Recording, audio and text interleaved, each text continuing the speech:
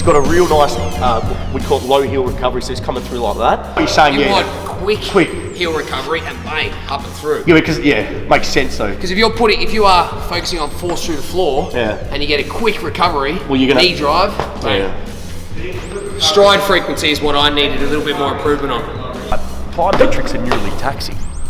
So this is going to tax you. And then how many times we go through 3 times. So this circuit we go through 3 times, right? Remember, the focus is on power and speed at the moment, velocity specific. So that's the focus. We've moved away from strength we retain, but the focus is on power and speed. So he's doing the elastic work first, the reactive strength work first, which makes sense. Yep. High velocity first.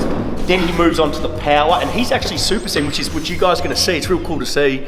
When I saw, everyone knows I'm a big fan of post-activation potentiation, so complex training, strength, power, speed, movement. For everyone out there, it's coupling together 2 biomechanical similar movement patterns. One a strength movement, the other a power speed movement. But too many people in this industry think that lifting heavy is the be all and end all, and just because someone can lift 300 kilos a deadlift, whatever it is, some arbitrary number, that makes them a better athlete. What I believe is, and I've always believed this, is there's a certain cut-off point where strength will no longer, and everyone knows there's a point of diminishing returns where strength will no longer improve power or speed output potential. Now we know strength is the foundation of everything. So if we look at a house, strength is the foundation, right? You cannot build a house without foundation. So I think Sandor and I have chatted about this. When he was a junior, he didn't get that GPP, that physical, that basic physical base. Not a lot of athletes do. They kind of get thrown into it. And the whole mantra is lift as heavy as possible. Okay, there's no focus on, once we get to a certain point, and no one has the exact data on a certain point, it can be different for everyone. But in my opinion, I always have this thing that, and I say this at my workshops, the minimum I might get to my guys at 1.5 times body weight, anything up to 2 times body weight I'm happy with, right? There's always a certain point where chasing numbers or chasing that strength gain in terms of squatting and deadlifting these bilateral patterns that we can quantitatively, we can get data on. There's always a big focus on more weight, lift more weight, and that's going to transfer to your athletic environments in terms of jumping speed potential. I'm telling you now that's not always the case, and hence why you need periods of where you are doing acceleration work, you're doing that high velocity work, you're doing your plyometrics, you're doing your power-based work, because that's what we're going to get velocity-specific adaptation. Remember, adaptation is task-specific. The way you train affects how you adapt in terms of your muscle group, motor pattern, joint angle, contraction type, contraction velocity, metabolic pathway, velocity. Everything is specific to how you train. Yeah, I've got to do the lift, warming up on the lift. Oh, you warm up on the lift. So what is it, brother? So it's trap bar, same as what we did the other day. So it's trap bar and deadlift from the floor. This is the reverse complex set. So when I say complex, I'm meaning normally a complex is strength and power or speed, right? So the strength movement stimulates and facilitates the nervous system. The power movement takes advantage of the post-activation potentiation.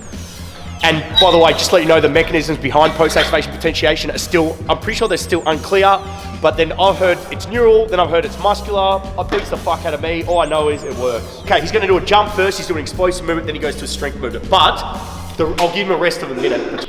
Press. Nice. If you were to wear the shoes, you would dissipate less force, but don't worry about me, that's just my opinion. Press. Well, I'll just explain it to everyone. My thought process is, and yes, I understand. But for the deadlifts. Just hold on a second. These shoes, look, this is a minute thing. I understand, but this is how I think. It's got cushioning, and what's cushioning meant for? To dissipate force. That's all I'm saying. All right, so he's making the point, yes, okay, he's applying force grain. Yes, he is. I hate losing. Oh, press! I reckon we go up, man. That's clean as fuck. So, mate, we've got 4 weeks. Yeah, what does that mean? You're not pulling 230. Actually, you can on the trap bar. I don't care about the trap bar. Trap bar wins. It doesn't win, mate. It's easier. No. Oh, okay, I'm going to put on Facebook. Sandor thinks that, mate, you're an idiot. You're an absolute moron. You'd have to pull, I worked out by the way, 280 on the trap bar to be equivalent to what I pulled. Good luck, champ.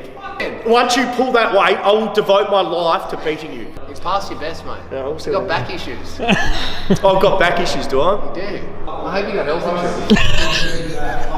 You better keep this. You better keep this. Oh, we got 6 months of it. Good.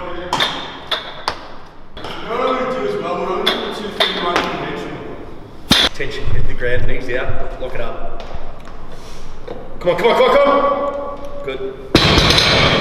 What's that weight? 200, 210. Sandor. 210. Put another 20 on each side. No. I've got all month. You can't bend over and pick up weights with your clients. You're gonna pick up 200 kilos.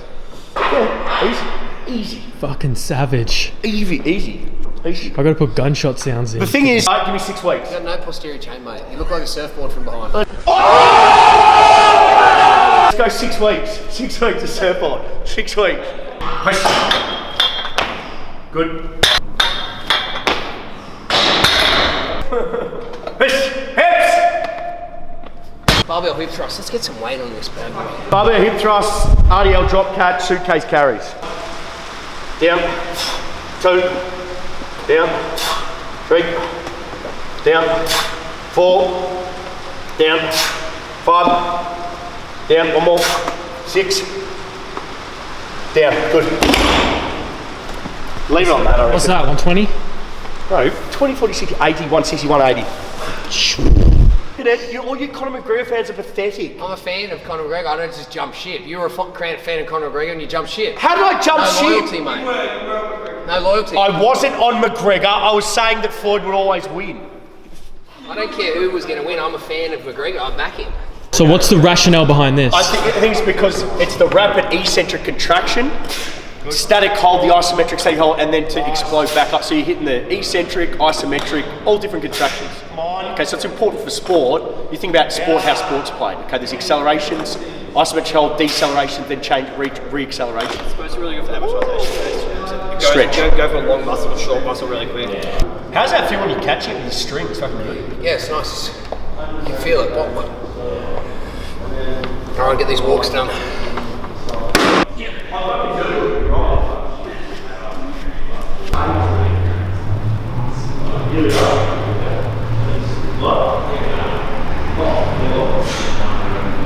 I could have pulled 260, but I didn't when I pulled 230. You nearly popped a blood vessel, that turkey-headed, fucking shit-grinded sumo. Shit grinded. And it's a half-rep hip thrust. Shit grinded. Yes, it's a half-rep hip Oh, thrust. can you get the video out and play it? Because it ain't fucking grinded. It was smooth and controlled. And then you just big chicken head that's about to pop off the top of your Do you neck. see this? Once again, put your hand up and you pull 230. Fuck, I'm the only guy in the room. You can't put... squatted 200. Bro, hold on, bro. Just Have you don't put your hand up. squat 200? Sandor, stop putting your hand up. You haven't pulled 230. Have you squat 200? You haven't pulled 230. Don't talk to me till you pull 230. Oh, it's Alright, done. it's The argument's over. The argument's over. Big one, is it? The big one. It's alright. Don't worry. You haven't What pulled about the 230. other 5? Thank you.